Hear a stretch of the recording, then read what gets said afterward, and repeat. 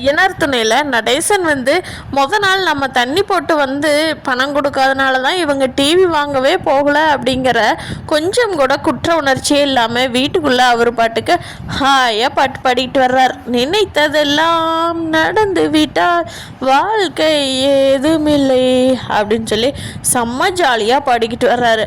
அதை பார்த்த பாண்டிக்கு பயங்கரமாக கோவம் வருது.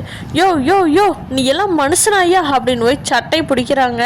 அப்போ அதை வந்து சேரன் தடுத்துடுறாங்க பாண்டியை. பாண்டி நீ கை வச்சு நீ அசிங்கப்படாதரா, அவரே ஒரு அசிங்கம்னாச்சு, நம்மளும் திருந்திருவாருன்னு எத்தனை தடவை தான் வாய்ப்பு கொடுக்கறது. ஒரு பொண்ணு நம்மளை நம்பி இத்தனை பேர் ஆம்பளைங்க இருக்கிற வீட்டில் வந்து ஒரு பொண்ணு இருக்குது, அந்த பொண்ணை எப்படி பார்த்துக்கணும், எவ்வளோ நல்லா பார்த்துக்கணும், எவ்வளோ சந்தோஷமாக பார்த்துக்கணும்னு கொஞ்சம் கூட அறிவில்லாமல் அந்த ஆள் வந்து இப்படி பண்ணுறாரே, இவர் எல்லாம் திருத்தவே முடியாது பாண்டி. வா, அந்த ஆள் வீடுன்னு சொல்கிறாருல, அந்த ஆள் இந்த வீட்டில் இருந்துக்கிட்டோம், வாங்க நம்ம எல்லாம் இந்த வீட்டை விட்டு வெளியே போயிடலாம். குடிச்சு கும்மால் அடிக்கிட்டு ஃப்ரெண்ட்ஸை கூட்டியா அந்த வீட்டை நாரடிக்கிட்டு வீட்டை உடச்சி கூட எறியட்டும், நம்ம எதையும் கேட்க வேண்டாம், வாங்க நம்ம தனியாக போயிடலாம், அப்போ தான் தெரியும் வீட்டோட அருமை அப்படின்னு சொல்லி சேரன் சத்தம் போடுறாங்க. அப்போ நிலா இருந்துட்டு அண்ணே டென்ஷன் ஆகாதீங்கண்ணே, அமைதியாக இருங்கண்ணே அப்படிங்கிறாங்க. நடேசன் வந்து எதுவுமே தெரியாத மாதிரி ஒரு மாதிரி முழிச்சு பார்த்துட்டே இருக்காரு. அப்போ பாண்டி வந்துட்டு விடுன என்ன, அவனை கொண்டுட்டு நான் ஜெயிலுக்கு போனாலும் பரவாயில்ல, இந்த குடும்பமாவது நிம்மதியாக இருக்கும், இந்த ஆளை உயிரோடு வச்சுக்கிட்டு நம்ம ஒரு நாளும் படுற அவஸ்தை இருக்குதே, ஐயோ இந்த ஆள் வேண்டவே வேண்டாண்ணே, நான் கொண்டுட்டாவது ஜெயிலுக்கு போயிடுறேன் அப்படின்னு சொல்லி பாண்டி திருப்பி ஆவேசமாகறாங்க. அப்போது சோழனும் சேரனும் எல்லாம் சேர்ந்து அமர்த்தி பிடிச்சி பாண்டி அமைதியாக்கிடுறாங்க. நடேசன் இப்போ தான் மூச்சு விட்டு பேசுகிறாரு. சரிடா இனிமேல் போட மாட்டேன்டா, நேற்று மப்பில் இருந்ததுனால அவனுக்கு கூட சண்டை கட்டிட்டேன், என்கிட்ட கொஞ்சம் காசு நான் சேர்த்து வச்ச காசு இருக்குது, அதை தர்றேன், நீங்கள் ஏதாவது டிவி இது வாங்கிக்கோங்க சரியா, அதுக்காக 30,000 எங்கிட்ட இல்லை, ஏதோ கொஞ்சம் இருக்குது அதை தர்றேன் அப்படிங்கிறாங்க. அப்போ சொல்லிட்டு யோ போயா, நீயும் வேண்டாம் உன் காசும் வேண்டாம், நீயே வச்சுக்கோயா, இன்னும் அதையும் போய் இப்போ எல்லாம் 4-5 பேர் சேர்ந்த உன்னோட சைல்டுஹுட் ஃப்ரெண்ட்ஸு இல்லை அவனை கூட்டிகிட்டு போய் சந்தோஷமாக தண்ணி போட்டு என்ஜாய் பண்ணு போயா, எங்களுக்கு அந்த காசே வேண்டாம், நீயாச்சு உன் காசாச்சு உன் வண்டியாச்சு, ஏதாவது வீட்டில் வந்து ஏதாவது சத்தம் போடுறத வச்சுக்கிட்ட அப்படின்னு சொல்லி சோழன் மிரட்டிட்டு இருக்காங்க. அங்கிள் இங்கே பாருங்கள், நான் சொல்கிறது விளையாட்டுக்கோ இல்லை சும்மாவோ நான் சொல்ல கிடையாது, இந்த மாதம் இன்னொரு 10 நாள் இருக்குது, இந்த 10 நாள் வரைக்கும் நீங்கள் ஏதாவது தண்ணி போட்டுட்டு ஏதாவது சேட்டை பண்ணிக்கிட்டு இருந்தீங்கன்னா கண்டிப்பாக நாங்கள் எல்லாருமே இந்த வீட்டை விட்டு காலி பண்ணிடுவோம், நீங்கள் மட்டும்தான் இந்த வீட்டில் இருப்பீங்க, எங்களுக்கு யாருக்குமே இந்த வீட்டுல விட்டு போகவெல்லாம் தெரியாமல் இல்லை, எல்லாரும் ஒன்றா இருக்கணும் அப்படிங்கிறதுக்காகத்தான் ஒன்றா இருக்கிறோம். நான் நினச்சிருந்த சோழன் எப்பயே கூட்டிகிட்டு போக முடியுமே, எங்கள் அம்மா அப்பா எவ்வளோ பணம் கேட்டாலும் கொடுப்பாங்க, சோழனை நான் கூட்டிகிட்டு போய் ஒரு ஃப்ளாட் வாங்கி இருக்க முடியாதா, நான் எதுக்கு இங்கே இருக்கிறேன், எல்லாரும் ஒன்றா இருக்கணும், கூட்டு குடும்பம்னா எல்லாரும் ஒன்றா சந்தோஷமாக இருக்கணும்னு தானே இருக்கிறேன், உங்களுக்கே தெரியும் அங்கிள் என்னோடய ஸ்டேட்டஸ் பற்றி, ஆனால் அப்படியே இருந்தும் நான் இந்த குடும்பத்துக்காக இங்கே இருக்கேன்னா உங்கள் மேலையெல்லாம் இருக்கிற பாசம் நம்பிக்கையினால தானே, ஆனால் நீங்கள் இப்படி உங்கள் இஷ்டத்துக்கு தண்ணி போட்டு வந்து இருக்கிற காசு எல்லாம் அழிச்சிட்டே இருந்தீங்கன்னா எப்படி அந்த பாசம் மரியாதையும் வரும், தானாக குறைஞ்சி அழிஞ்சு போயிடாதா, யோசிச்சு பாருங்க அப்படின்னு சொல்லி நம்ம நிலா வந்து பயங்கரமாக அட்வைஸ் பண்ணுறாங்க.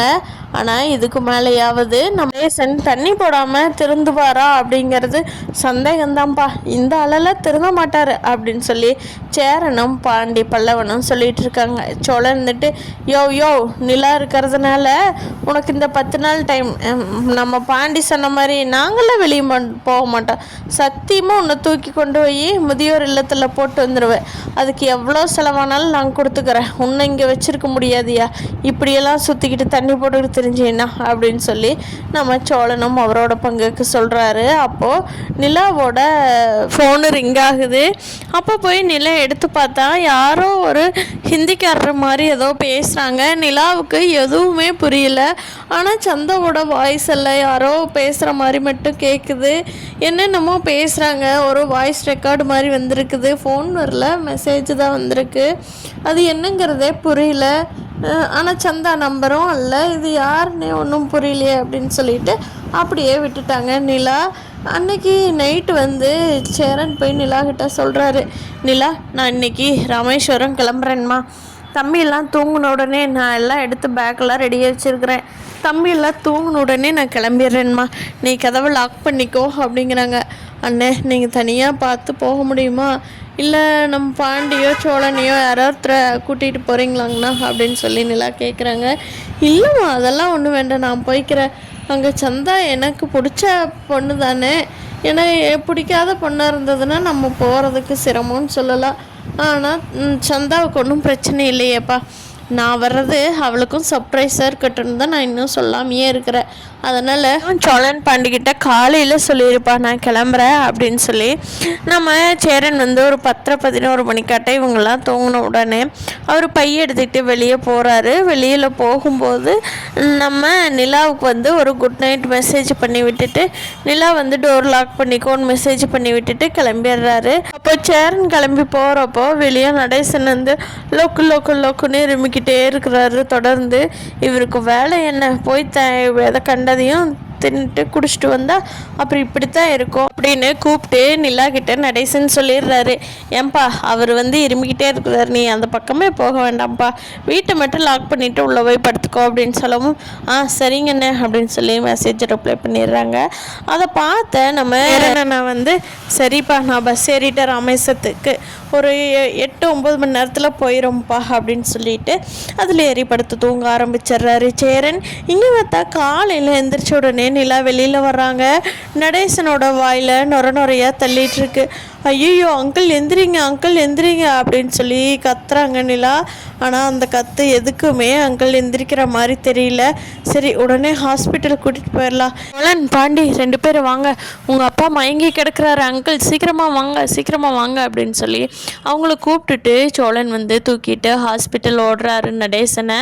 அங்கே ஹாஸ்பிட்டல் போயிட்டு நம்ம நடேசனுக்கு பயங்கரமாக உடம்பெல்லாம் ரொம்ப வீக்காக இருக்குது, ரொம்ப ஸ்ட்ரென்த் இல்லாமல் இருக்குது, தண்ணி போட்டு நிறைய ப்ராப்ளம்ஸ் எல்லாம் நிறைய இருக்குன்னு சொல்லி டாக்டர் சொல்கிறாங்க. அதுக்கு பல்லவன் வந்துட்டு, அண்ணே இவரையெல்லாம் எதுக்கு நான் ஆஸ்பத்திரி கூட்டிகிட்டு வந்தேன், இவரையெல்லாம் தூக்கி அங்கே எங்கேயோ அது போட்டு வந்துட வேண்டியதுன்னா அப்படின்னு சொல்லி பல்லவன் சொல்கிறான்.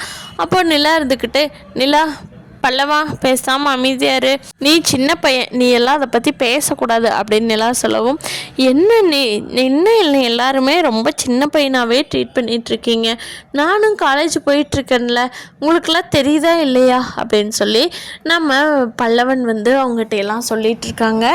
நடேசன் வந்து ஹாஸ்பிட்டலுக்கு போனது இனிமேலாவது திருந்தி நடேசன் தண்ணி போடாமல் அவர் சம்பாதிக்கிற காசு எல்லாம் குடும்பத்துக்கு கொடுத்து குடும்பத்தை நல்லபடியாக பார்த்துக்குவாரா, இல்லை இன்னுமே தண்ணி போட்டுக்கிட்டு நிலாவோட பேச்சை கேட்காம இருப்பாரா, அங்கே சேரன் வந்து போய் சந்தாவை பார்த்தாரா, சந்தாவோட நிலைமை எப்படி இருக்குது அப்படிங்கிறத நாளைக்கு எபிசோடில் பார்க்கலாம் ஃப்ரெண்ட்ஸ். இந்த வீடியோ பிடிச்சிருந்தா லைக் பண்ணிக்கோங்க. நீங்கள் என்ன நினைக்கிறீங்கன்னு கீழே கமெண்ட் பண்ணுங்கள். தேங்க்யூ.